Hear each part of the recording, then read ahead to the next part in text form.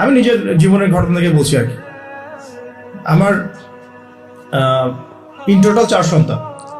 এক সন্তান আল্লাহ নিয়ে নিয়েছেন, এক সন্তান আল্লাহর কাছে আছেন, জন্মের পরেই আল্লাহ পাক তাকে নিয়েছেন, আলহামদুলিল্লাহ। ইনশাআল্লাহ তার সাথে আমাদের জান্নাতে দেখা হবে ইনশাআল্লাহ।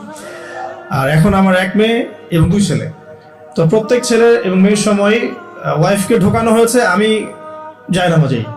যতক্ষণ পর্যন্ত বাচ্চা আমার হাতে আসে না আমি জায়নামাজেই ছিলাম।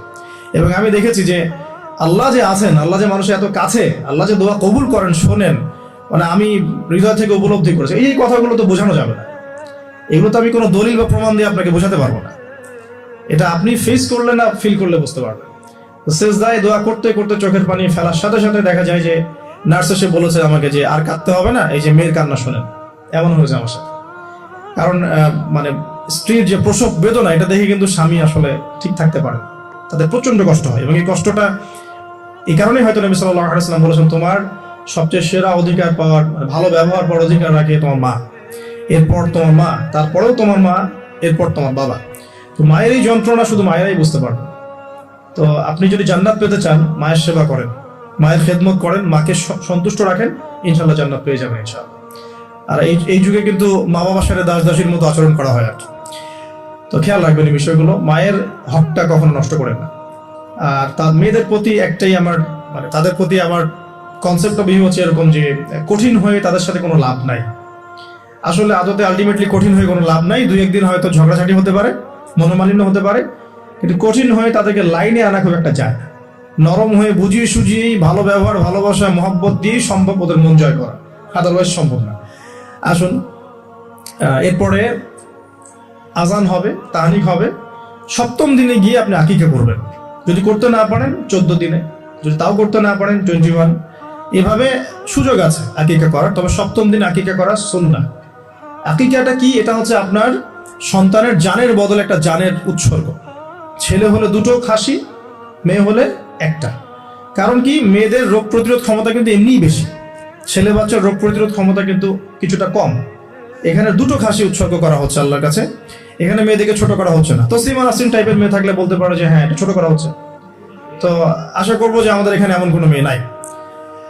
এখন আকিকার পর কি মাথা মুন্ডন করা। মাথা মুন্ডন মানে একটা চুল থাকে, চুলটা কষ্ট দেয়, ডক্টরাই বলেন এই চুলটা কিন্তু বাচ্চাদেরকে কষ্ট দেয়। এই চুলটাকে কামিয়ে ফেলা। যদি মাথায় কোনো প্রবলেম থাকে, ডক্টর বলে না এখন করার দরকার নাই, সেটা আলাদা ইস্যুস, কিন্তু নর্মালি কামিয়ে ফেলা উচিত। এবং চুলের ওজন করতে হয়, এই চুলের ওজনের সমপরিমাণ রূপা আল্লাহর পথে সদাকা করতে হয়, এটা সুন্নাহ। তো এটা করবেন। তারপরে আকিকা করলেন, আকিকা আপনি যেভাবে গোশত বন্টন করেন সেভাবে করবেন। বাচ্চা এখন জন্ম হয়েছে, আপনাদের নতুন অধ্যায় শুরু, এই প্যারেন্টিংস আপনার এখন শুরু হচ্ছে আর কি। এখন আপনার জন্য প্যারেন্টিংস বইটা আমি সাজেস্ট করছি এবং আমি চিস্ট কিছু বলে দিচ্ছি আর কি। দেখুন, আদম আলাইহিস সালামের দুই ছেলের সম্পর্কে প্যারেন্টিংস এর মধ্যে কথা এসেছে। আদম আলাইহিস সালামের 2 ছেলের সম্পর্কে কিন্তু কথা এসেছে। 1 নাম্বার হাবিল কাবিলের ঘটনা মনে আছে? 2 সন্তান পরস্পরে হিংসা বশত কিন্তু এক ভাইকে হত্যা করে ফেললো। যদি আপনাদের একাধিক সন্তান থাকে, কারো প্রতি পক্ষপাতিত্ব করতে চায় না, তাহলে কিন্তু হাবিল কাবিলের মতো সম্পর্ক গড়ে উঠবে আর কি। আর এই যুগে তো হাবিল কাবিলের সম্পর্ক এখনো চলছে। এখানে বহু কাবিল ঘুরে বেড়াচ্ছে দাড়ি টুপি নিয়েই, তাই না? এখন হাবিল কাবিল সম্পর্ক তো এখন আছে আর কি। কুরবানি কবুল হচ্ছে, আমারটা হচ্ছে না কেন? খেদমত হচ্ছে, আমি পারছি না কেন? মানুষ ওখানে ছুটছে, আমার কাছে আসে না কেন?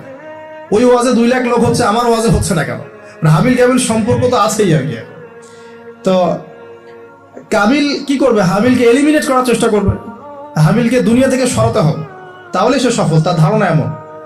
অথচ এই কাজের ফলে কি হয়েছে? তার আমল নামে সমস্ত খুনের গোনা কিন্তু যাচ্ছে একটা একটা করে।